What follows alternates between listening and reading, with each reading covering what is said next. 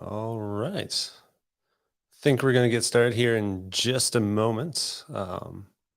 Welcome to another workshop in the Chainlink Hackathon.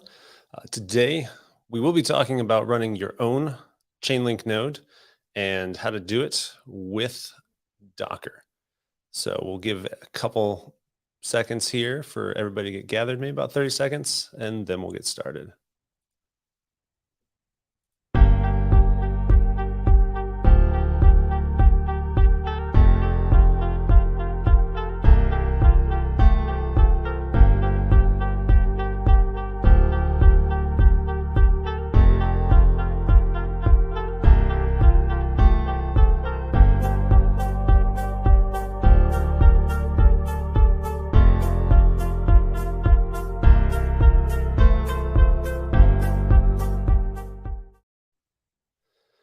All right, so let's get started. Let's talk about running your own Chainlink node.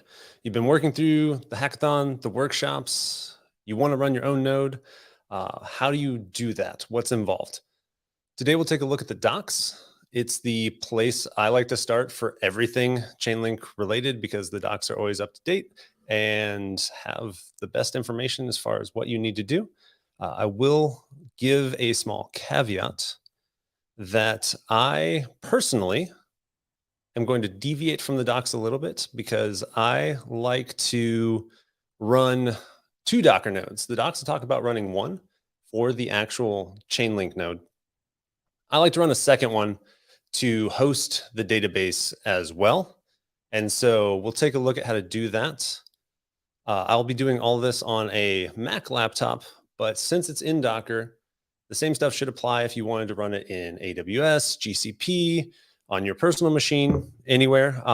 Just as long as the specs meet the requirements, we should be good to go. So let's take a look at the first place you go. And that is the docs. When it comes to Chainlink, docs.chain.link is the go-to place.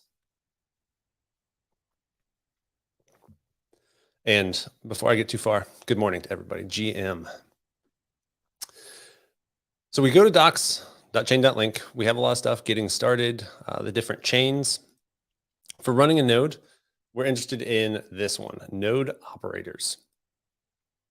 From here, we can just go into setting up a Chainlink node. I like to click on running a Chainlink node. It'll walk you through what the nodes are and fulfilling job requests, adding adapters. We'll do a little bit of job requests as well, just to kind of make sure that our node is up and running. And yeah, if you have questions, feel free to drop them in the chat as we're going through. We have Alex here. He's from the community developer advocates as well. And so he will be trying to help answer, bringing things to my attention. If you have any questions, I'm more than happy to make this interactive. You know, it is live, so like that's one of the benefits, right? And we can go from there. So we come to the docs, we go to node operators. We want to run a Chainlink node. So from here, we have a few requirements. The first is that we're going to need some link.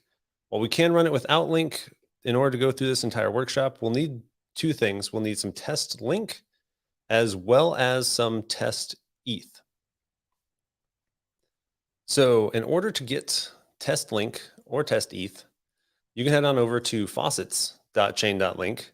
And here you can pick the network. And this walkthrough will be using Rinkeby. You can get a little bit of link and ETH as long as you're not a robot. So I already have some of this, so I'm going to leave it there in the faucet. Feel free to head over there and grab some of that, which you will need later on. The other piece of technology that you will need is Docker. If you head to docker.com, click on getting started. You can pick where you're going to be running this on the desktop, is what I'm doing. And from here, download it, install it, and you should be good to go. I already have Docker running, but I don't have any containers installed in my Docker, so we'll be starting from scratch there.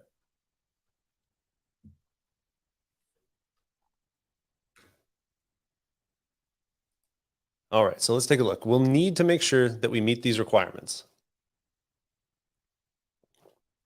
And we'll also need to have a PostgreSQL database. Like I mentioned, the docs here, they talk about using an existing Postgres database. We will set that up ourselves inside of Docker. And so we will actually have two different Docker instances. We'll walk through how to do that, how to make sure that the Postgres database is up and running before we get to running our Chainlink node. We'll set them up to kind of both run at the same time. So let's get started. Oh, sorry. One other thing. We will need a way to access the blockchain. The docs talk about using an Ethereum client or a third-party service. Almost forgot. Another key piece of this, besides Docker, is Alchemy. In this example, doesn't have to be Alchemy. I'm just using Alchemy for this example. Alchemy provides you a entrance point, an on-ramp into the blockchain, essentially. And this will allow us to actually interact with the blockchain. So we will need something like Alchemy to interact with the blockchain. You can sign up, and once you're signed up, you can create an app, and this app will allow you to interact with whichever blockchain you want. You can see I have a few different ones here.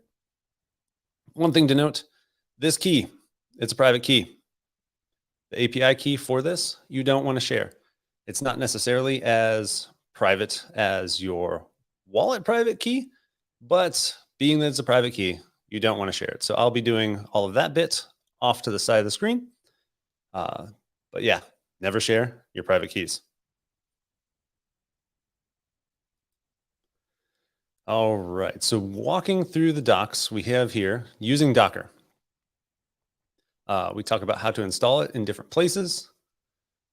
And then we get to actually creating the place that will hold the information for our Chainlink node. These instructions are all going to be based on the command line. So you can literally copy and paste these into a terminal and they'll work just fine. I will probably use VS Code for most of this in order to kind of talk through as we are doing this, what's being added, and just to make it a little more user-friendly, you can again copy paste or you can follow along.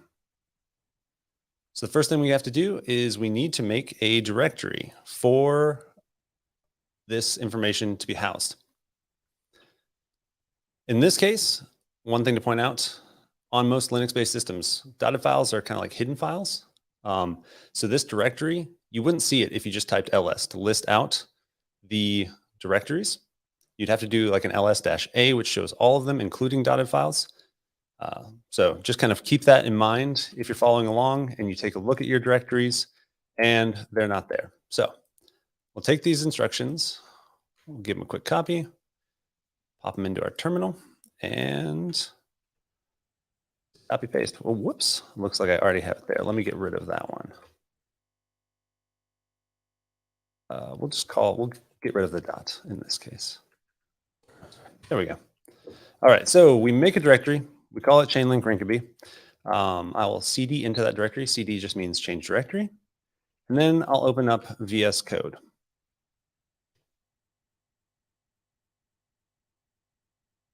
So from here, I'll be using VS Code to create files and edit the files. But if you wanted to follow along again, just remember you can with the actual docs as they stand on the website. First thing that we'll need to do is we'll need to create a .env file. This is going to host or house the information for the Chainlink node that we'll be running. So a few things to note here. For Rinkeby, it has things like the chain ID being 4. If we went to Coven, for example, that chain ID is going to be different. Another thing to note is secure cookies is false. This is set up for testing purposes. So we're going to do a few things that make it easier for development and testing. In order to make our lives easier, we're opting for slightly less secure options. If you were doing this in production, you'd need to probably take a look at those, change those. And also my passwords are going to be the world's most amazing passwords, like password and secret. Don't use those passwords in production.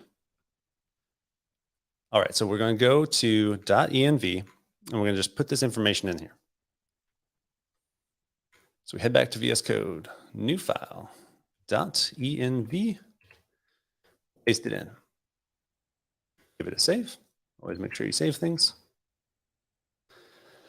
Alex, thank you so much for answering the questions in the chat. You're like crushing it.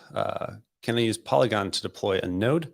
Last question I see here. You can deploy a node to talk to different chains. That information, as far as like configuring it and setting it for different chains, is in the docs. It's going to be some of the things like the chain ID that will need to be changed, as well as you'd need to have some sort of RPC to get into the chain that you wanted to interact with. So we've got our env file set up. We need to set up our Ethereum client URL with an external provider. So it's going to be something like this second option. This is if you're running an actual Ethereum client on the machine.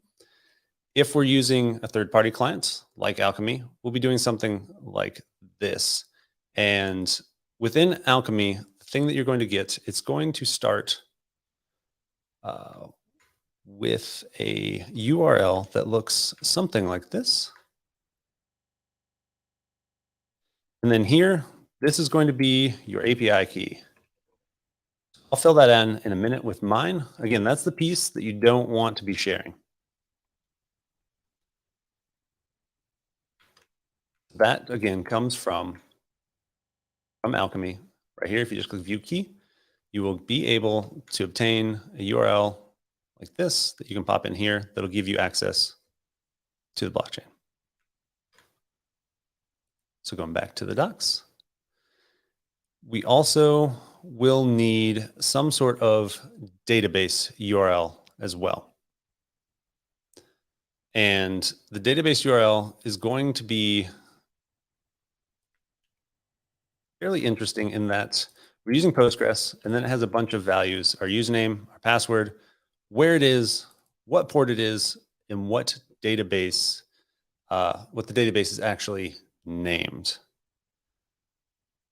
So in this case, we are going to be using a second Docker image to host our database. So what that would look like is something like this. So we have Postgres, SQL. That's going to tell it, what we're using. We have our username, which is Postgres. In this case, our password is going to be secret.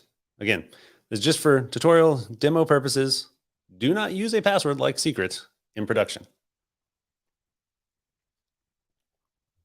We have this bit here is going to be the actual name of the Docker image. So it's going to be Chainlink. Rinkeby, this is what I'm calling it. You could name it whatever you wanted. And then the name within the Docker set of images of the actual image itself. So Postgres Chainlink is what I'm calling it. The port 5432. And then the name of the database itself, Chainlink Rinkeby, is what I'm calling it here. And then we have this extra bit after the question mark that says we're going to disable SSL. Again, this is a flag to turn off SSL. In production, you would want to make sure that SSL is enabled and you had a certificate, everything like that. So that's just kind of I'm harping on these like bad practices that I'm doing for ease of development and tutorial, just so that you understand if this was a production node, you do not want to do things like turning off SSL. You definitely don't want a password like secret. That's terrible. Okay, so we've got our ETH URL and we've got our database URL. What else do we need? Head back to the docs and take a look. So according to the docs, at this point, we're ready to go ahead and just start up the Chainlink node. This is where I, in this demo, in this workshop, am going to take a little bit of a sidestep from the docs because we're going to set up 2 Docker images. So how do we go about doing that? Well, we've got this place to kind of house everything we're doing with our Chainlink Rinkeby node. So let's go ahead and first we're going to create another env file to house the database environment.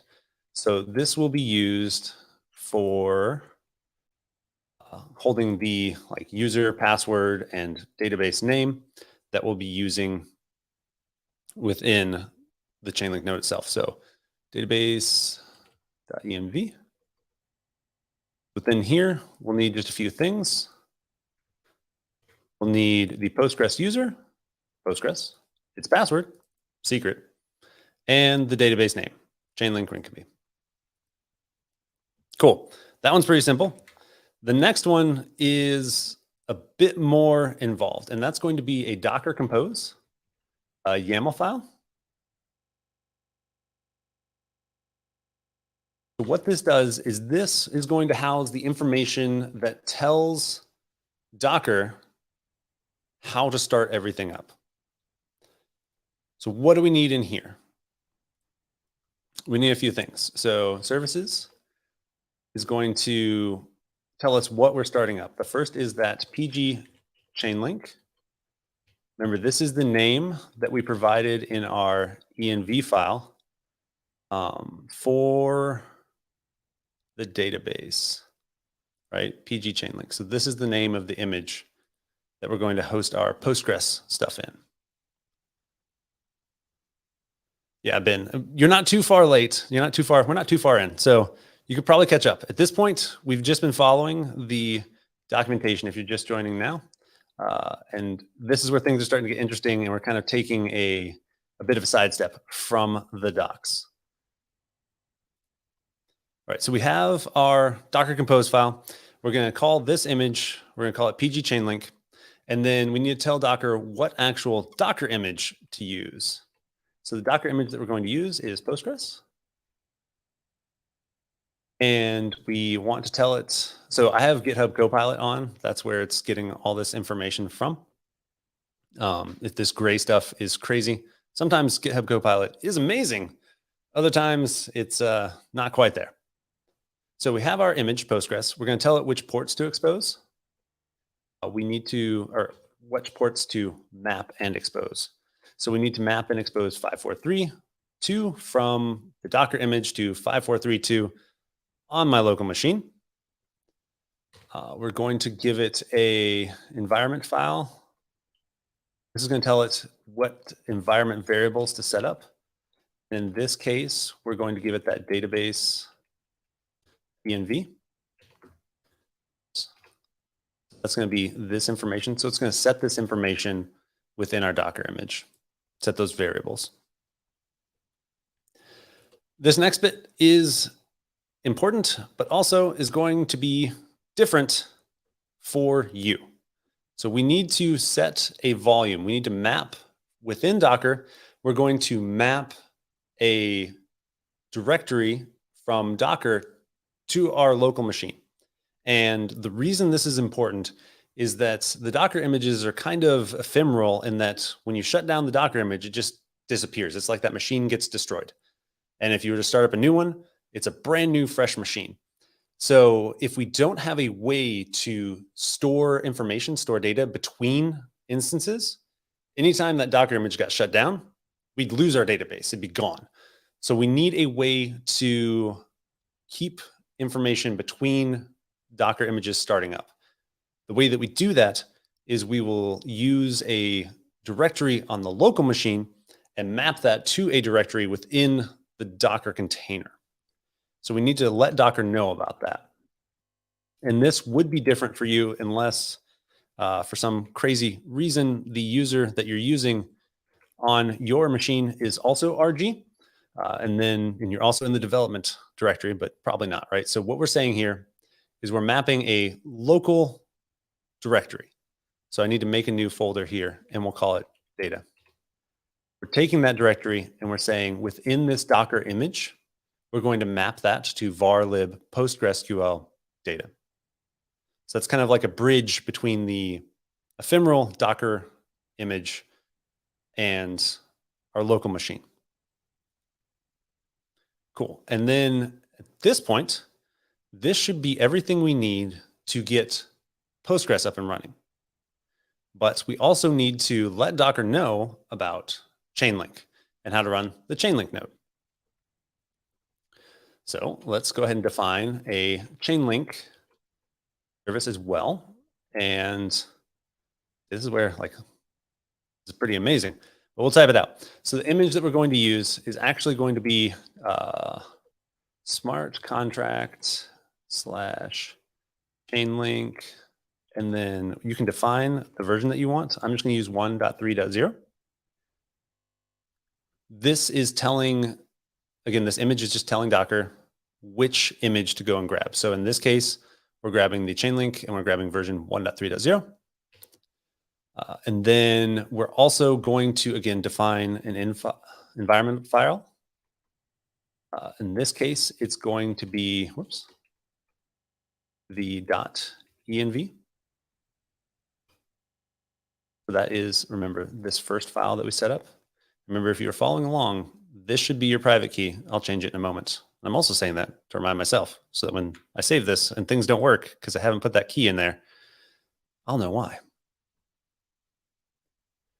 So we've got our environment file. And then this next bit depends on. This tells us that don't start Chainlink until we have the Postgres instance up and running. Chainlink does require that database to be there in order to run the node. So we need to have that Postgres image up first. So it's kind of just saying, start it after we start our Postgres. From here, we need to tell it which ports to expose. And for Chainlink, that's going to be port 6688. We'll just map that straight through. And then again, we're going to map a volume across to kind of give us the ability to save information between instances. And so again, this is going to be different for you. On the left side of the colon, it'll be whatever directory you want to have for you. And here, again, we're creating another directory. So I'll go ahead and make another new folder. This Chainlink volume is going to house a few things, which will be the data, the logs. It'll also hold, we're going to have a password file in here, as well as some API credentials.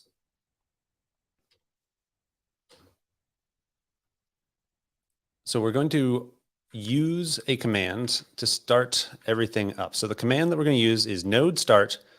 We're going to use the password that's defined in our password.txt, which we need to create under this Chainlink volume. This /Chainlink is referencing this /Chainlink for the Docker image. And then we also have the API credentials that we need to create. So let's go ahead and make those two files underneath our Chainlink volume. The first is password.txt. And the password that we'll be using here is the password for the Postgres database. So that was secret, the world's most amazing password. Again, don't use passwords like secret or password in production. It's a bad idea. And then the second one was API credentials.txt. Everything right there. Get nervous with spelling. Okay, API credentials. Within API credentials, this is going to be when our Chainlink node is started. We will have a GUI exposed on port 6688 that we can log in. We can do things like create jobs and everything in there. In order to log in, we need to define our login credentials, and that's what's defined in this API credentials.txt. So you can do something like your email at address.com, and then an amazing password, like password. Fantastic. So we have our Docker file created. We have defined within our Docker file everything that we need to get going. And I think at this point, we're ready to give it a try cross our fingers and hope that everything works. So if we just say Docker compose up, uh-oh, line 19. What is wrong with this picture here? Oh, need to tab that back one.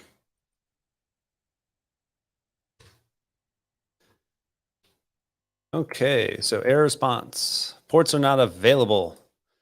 All right, so I think I have another instance of Postgres running.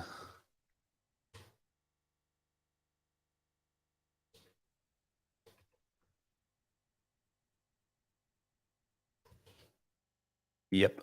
Let me stop this real quick.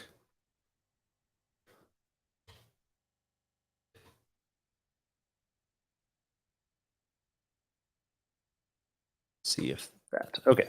So if you get something like this, this is essentially saying that the port's already in use and it can't bind to it because it's already in use. So only one process can use that port at a time. LSOF is looking for ports, and we're saying we're looking for this specific port. This sudo bit here is just saying, do this as a super user so that I had permission to do it. We found the port, and then this process ID is what was holding it open. It was Postgres, so I just killed that process. All right, so let's try Docker compose up again. See how things go.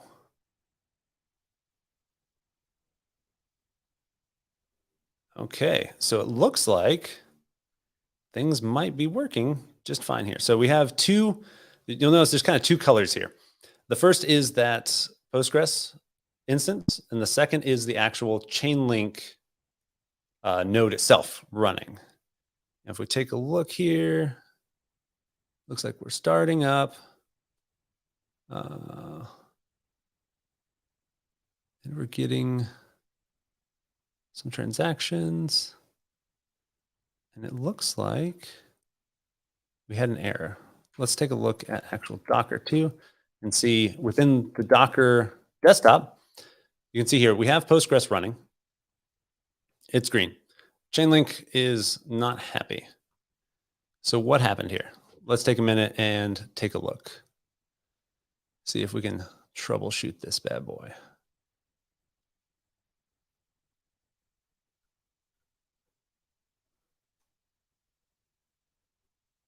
Oh, you know what it was? I reminded myself. Chat, what did we do?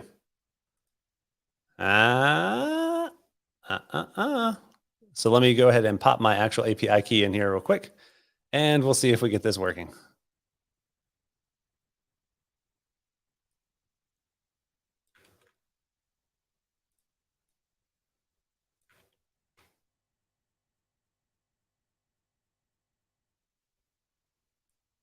All right. I put my API key in there. So we're going to stop Docker. We're going to run it again. Let's see what's going on here. Okay. This is looking better. This is looking better. Tons of stuff going past. You can see it's actually like getting calls. It's using the RPC to make the calls. How can I make this a little bit larger? Zoom in. Is that better? Oh, Docker Desktop's hard to see. I agree. Docker Desktop is hard to see. Does this one zoom in too? I don't know if I can zoom in on this one as well. Can't zoom in on this one. I'm sorry. We'll just use this. So you can see here, we've got all these transactions coming through. So that looks like our Chainlink node is up and running. Let's take a look and see if localhost 6688 is up. And it is. It didn't have me log in because I've already logged in before. What you should see is something like this.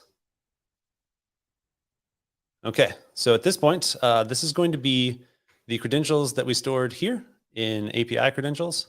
So again, an actual email address is probably a good idea. And a real password that's not password is also a good idea. But once we get in, we log in, we can see a few things to note here. So we have the balance of this node has an address. It has no link. It has no ETH. We'll fix that in a minute. We can see jobs. We have no jobs. We'll fix that in a minute. No runs. We can see which chain we're on. So the chain ID 4, you remember that's Rinkeby from when we set things up. Pardon the dogs in the background. So let's go ahead and see, we've set up a node. What can we do with it, right? What is next? So we've gone through this. We're running a Chainlink node. Fantastic. What do we do with it? Well, let's take a look at the next thing in the docs. Let's look at fulfilling requests. So what we're going to do now is we're going to set up a test job that we'll create a job that will take an API call to get the price of ETH on Rinkeby and return it to a smart contract. So we're going to do a few things. We're going to create a smart contract that's the Oracle contract. We're going to create another smart contract that calls that Oracle contract. We're going to create a job that fulfills the requests from the Oracle contract. It's a lot of different things, but as we walk through it, it should be pretty simple. Before we get going, we will need to have a wallet. Most of the documentation talks about MetaMask. I'm using the Brave browser, which has a built-in wallet. From everything I can tell, it functions just like MetaMask. So just that's going to be something slightly different with this workshop is my wallet's going to look different than yours if you're using MetaMask, but the functionality is going to be the same. We will also, so we've got our Ethereum client configured in that we have that RPC URL from Alchemy. We've got our Chainlink node up and running and it's connected to a supporting database. Sweet, we've got that requirement done. And then we're going to need to fund the address of our node in order for it to do stuff. So the reason that is when we make a request to our node, in this case, we're going to be talking about price feeds. That node is then going to go out and off-chain grab the price. It's then going to submit that price to a smart contract. When it submits the price to a smart contract, that's going to be making a change to the blockchain. And we know that anytime we make an actual change to the blockchain, that's going to incur a fee, right? We have to pay the gas fee. So our node needs to have a balance of ETH so that it can pay those gas fees. So we'll need to make sure that our node has some ETH. So let's go ahead and do that first. If we head back here and we take a look at home, we can see our account balance here, right? This is the actual ETH balance for this node. So we'll grab our address and we'll go ahead and I need to make sure I'm on a Rinkeby. Send it a little bit of ETH. I'll just send 0.1. Cool. Confirm. And then we'll hang out and wait just a moment. While that happens, we'll go ahead and back to the docs and we'll take a look. So we've gone ahead and we've given it some ETH. We found the address. Again, it talks about the faucets. Remember, faucets.chain.link. It's awesome. We have all of these networks where you can get Link.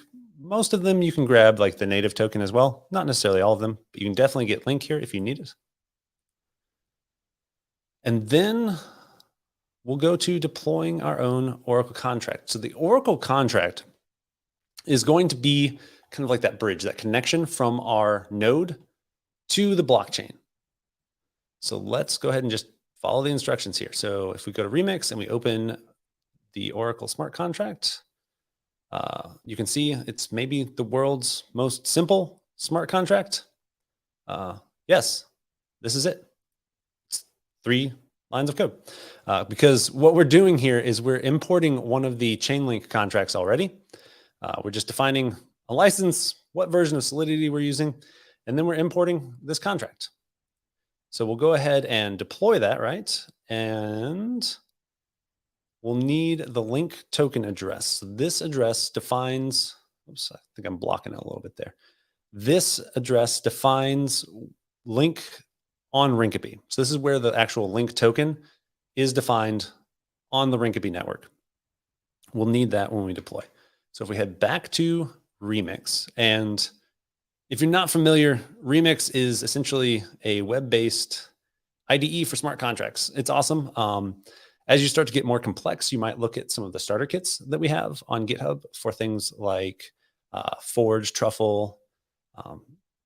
There's several different other ones, Brownie, Hardhat, for more complex projects. But when we're doing something like this, where there's only a couple contracts involved, Remix is awesome. If we head down here, we can actually deploy it. You need first to make sure that you select the environment of injected Web 3. That's going to take our wallet information and inject it into the browser. And so then we're using that to deploy.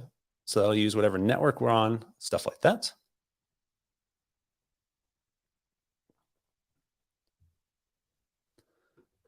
And then the other thing, when it comes to Remix, always make sure that you are deploying the correct thing here. So we need to deploy Oracle. And when we select Oracle, you'll notice that we now need to provide the address of link. So that is from the docs here. I just copied and pasted. And we can click deploy. And we'll give this a moment to run. While that's running, head back here, give this a refresh. Hey, our node's got some ETH, so we're good there. All right, so we've got our Oracle contract deployed. We've told it about the link token. We can see when it's officially deployed. We can double check on that, and we'll actually get an address for it. We'll need that Oracle address here to add it to our node.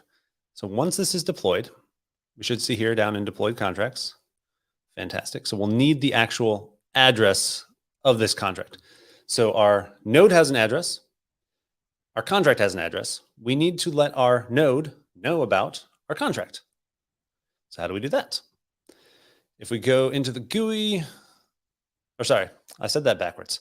We need to let our Oracle know about our node. So if we go to the GUI and we find under keys page, the account address section, we'll say these keys are not necessarily something that you would want to share. This node's going to disappear after this workshop, so I'm not too worried about that. So if we go to our keys section, we're going to need this EVM chain account. So we're going to need this address. Right, so we go there, and then we'll need to add the address to the fulfillment permissions, and we'll need to set it to true. So we're letting our contract know about our node, and we're saying, hey, contract, this node has permission to tell you information. So it's set fulfillment permissions. That's what we need to look for here. Make this a little bit bigger. I believe it's this one. Yeah, set fulfillment permissions. So we'll put the address in there of the node and we'll set it to true, saying, hey, this node has permission. So we'll confirm this transaction. Just on a side note, when you're in Remix, if you see the orange color, that means it's going to cost you money because that's some sort of interaction that's going to modify the blockchain. Cost you gas. And if you see blue, those are read transactions. They're generally free to execute. Okay. We got our green check marks. That means this actually happened. So we've let the contract now know about the Oracle. Awesome. At this point, we're going to go back to the node and we're going to create a job. This job is going to have a consumer contract called a testnet consumer that's going to use it to fulfill the Oracle request. So what is it going to do? It's going to do a fetch that's going to grab the value of ETH from an API. It's going to do a little bit of stuff to it. It's going to multiply it times 100. This is just because within Solidity, there is no concept of decimal places. So in order to have less than whole numbers, the way that's kind of dealt with is you multiply the number out a bit to make it larger so that you can effectively have decimal places without actually having decimal places. So we're kind of, just moving the decimal place over a bit, and then you're aware of how many times it's been multiplied, so that when you need to display it with a decimal place, you can put that decimal back in there where it belongs. So we'll copy this.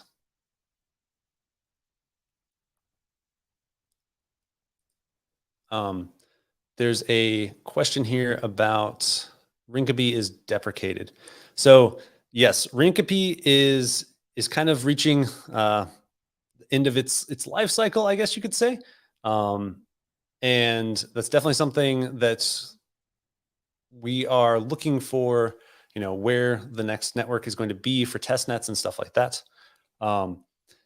It still works just fine for now, and all of the Chainlink products are there, so we're using it for this. But yes, long term, it's not going to necessarily be the place that you want to be doing things, but it's fine for testing on now. Okay, so we've got this job. We're just going to copy this directly, and we'll go into, we'll go into our node again. Go to jobs. We're going to click new job, and we'll paste it in there, and we'll create our job. Uh-oh. Oh, didn't follow instructions. So your Oracle contract address, right? What do we need to put there? Let's take a look. Paste in the job. And then we need to replace that. There's two places that we need to replace it with the address of our Oracle contract. So this is kind of like connecting both ways. We're telling the Oracle contract about our node, and now we're telling our node about our Oracle contract. So we'll need to grab the actual address of our Oracle contract. So I'll put it in here.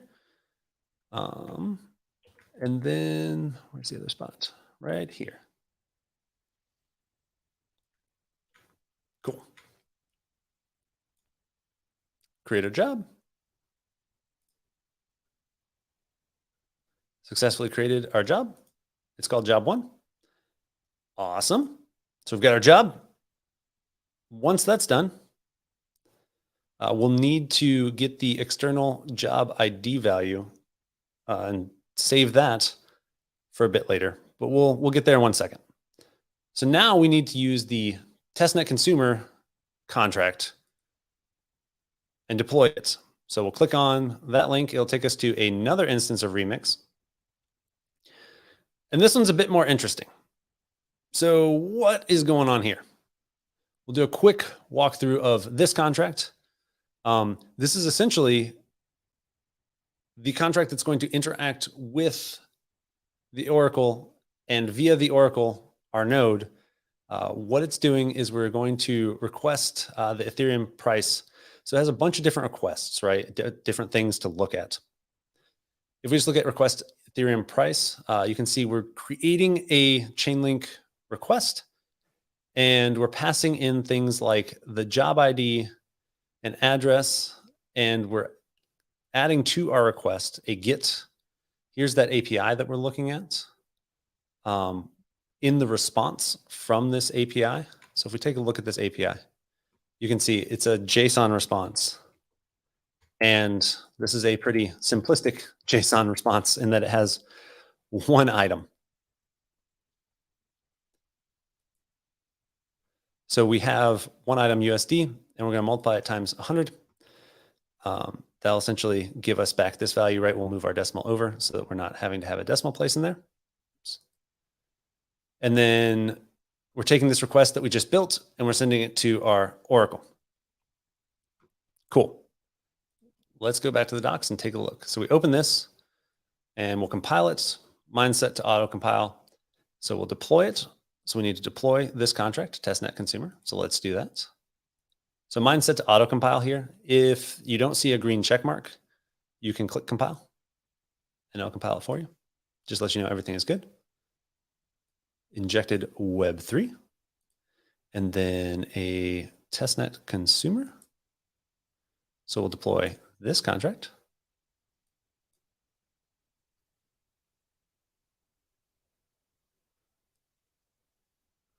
We'll give it a moment. There it is. Fantastic. come back here. So we have the Chainlink node. It has some ETH, right? It's ensuring that we have that because remember, this is going to make a change to the actual blockchain. It's going to store this value via our smart contract. So we need to make sure that our node has that ETH. We can double check that by looking here. We have some ETH balance.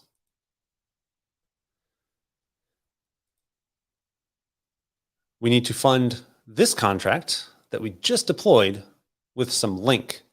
So in the same manner that it costs something for our node to make a change to the blockchain, we are paying for that change. Essentially, we're incentivizing the node to do it by paying the node in link. So our contract is going to need some link. This one that we just deployed, a testnet consumer. So we'll need to send it some link. So we will change this to Chainlink. And we'll just go ahead and send it. I don't know, one link should be enough, but I'll send it 5 because just to be sure.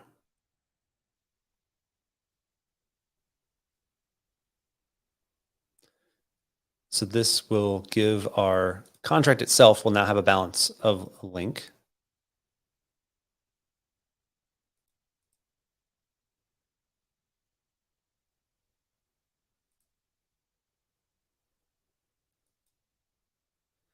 And then we funded our contract. We funded our node. We've got the contract deployed. At this point, we should be able to create a request. So we'll need the address of our Oracle contract. That's the first contract that we deployed. And we're also going to need a job ID. This is going to be the job that we created within our node. Now, one thing to note, this job ID, it has dashes in it. When we provide the job ID to the contract, we need to make sure those dashes are gone, hyphens, dashes, whatever you'd like to call them. So I'm just going to take them out real quick. This, and then we're going to do request Ethereum price. So Ethereum, let's change latest market price. So our job ID, remember, remove the dashes. And then we need the address of that Oracle contract. So that's the first one that we deployed. We'll copy that. We'll put it in. At this point, we should be able to transact, and this will get the current price of Ethereum. So if we look now, the current price is 0, right? So our contract doesn't know what the price of Ethereum is. We transact. So we're requesting the Oracle contract to run the job on our node. And if we come here, we can see there's no job runs. In just a moment, though, hopefully, once this completes. Oh, I don't know what happened there.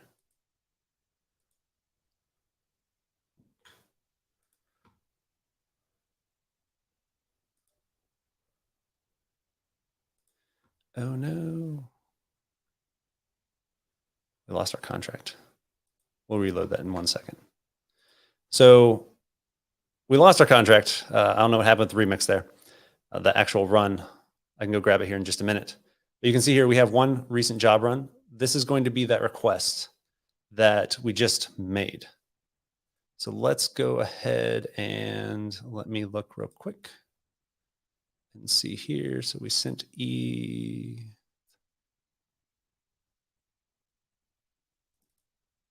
that address. Transaction has from to. Let me grab my contract address, put it in here. So this time we are not deploying. We're actually saying, hey, remix, I've already deployed this. I went and grabbed the address for the contract that was deployed. And I'm saying, instead of deploying it, just load up the functions that are defined within this contract so I can interact with it. So if we get the current price now, oh, it's still 0. It may take a moment. Where's this? I may have grabbed the wrong contract address. Let's just go ahead and deploy this thing again. We'll just start over.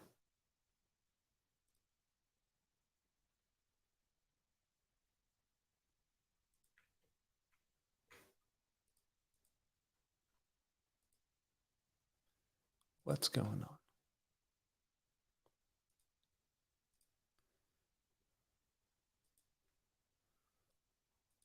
We'll run it one more time.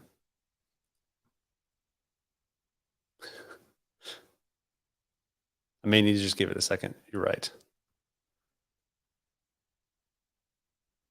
We can run through it again. It's all good. So we're going to fulfill the Ethereum price. We need to grab the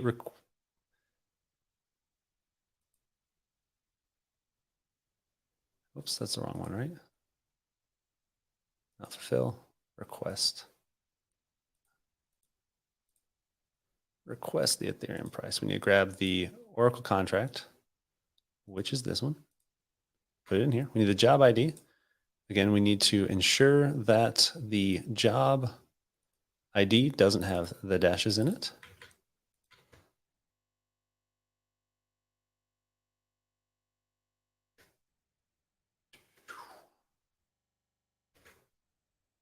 Run the transaction. Oops. Am I in the right place? Yes.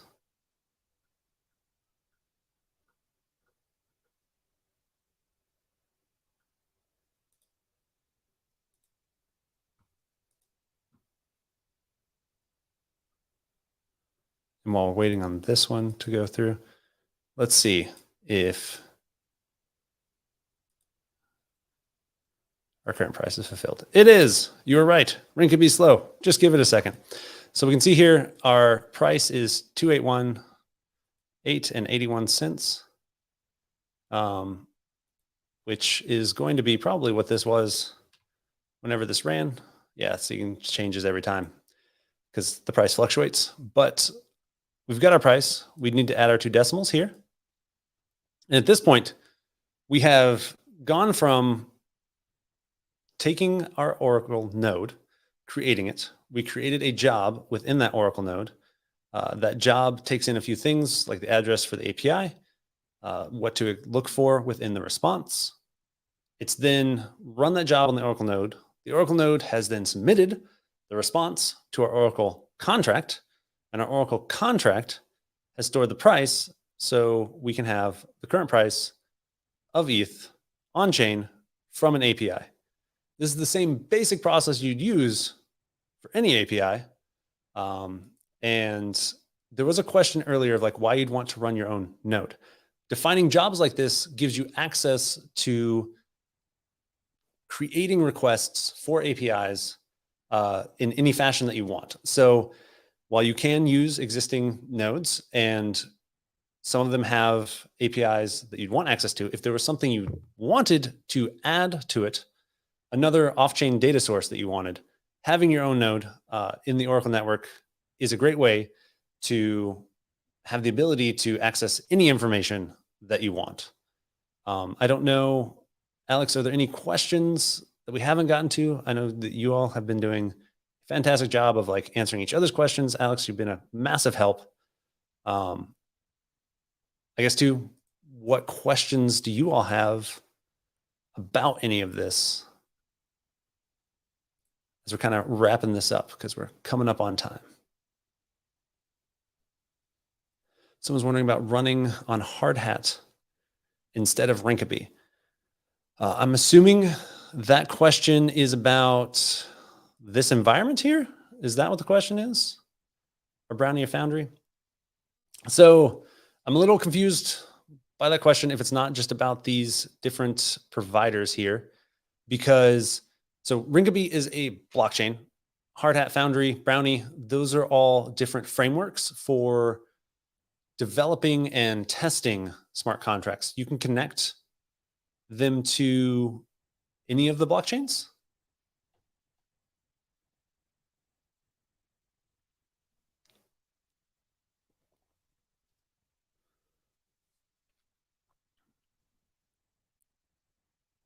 So hopefully that answers your question. I haven't messed honestly much with the Hard Hat Ganache provider here. So I'm sorry, I'm not super familiar with that, but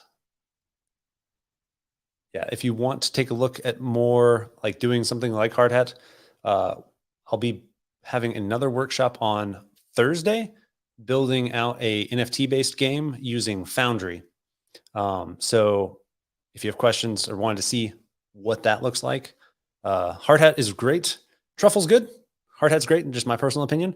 They're both great projects, but Foundry is like new, and I'm really liking it. Maybe it's just because it's the new thing. I don't know. New toys are always fun. But Foundry, one thing that I personally like about Foundry is the tests are written in Solidity 2. And so my brain can just stay in Solidity when I'm doing development work, instead of like hopping back and forth between like, what is it, Mocha, which is a JavaScript framework, and Solidity. We had a question, how to connect to a remote Chainlink node from a local Chainlink, say inside of a Kubernetes cluster. And looks like, I don't know that I can necessarily answer that in the time that we have left here. If you want to follow up, my Twitter is right here, and reach out.